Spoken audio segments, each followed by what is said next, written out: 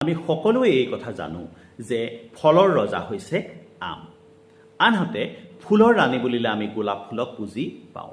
কিন্তু আপুনি বাৰু কেতিয়াবা ভাবি চাইছেনে পাচলিৰ ৰজা বুলিলে কোনবিধ পাচলিক বুজা যায়?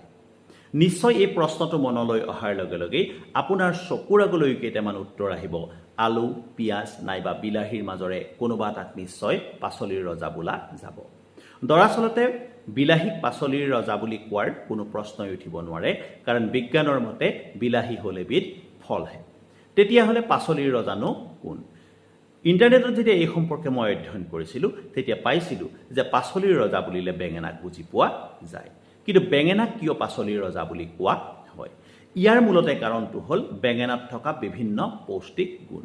দ্বিতীয় কথাটো হ'ল আমিষ বা নিৰামিষ দুইবিধ আহাৰৰ লগতেই বেঙেনা সম্পূৰ্ণৰূপে মিলি যায়।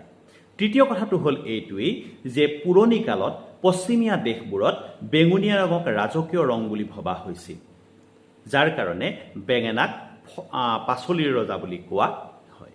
Thank you very much. Please stay connected. Keep watching my videos and don't forget to follow, share and comment.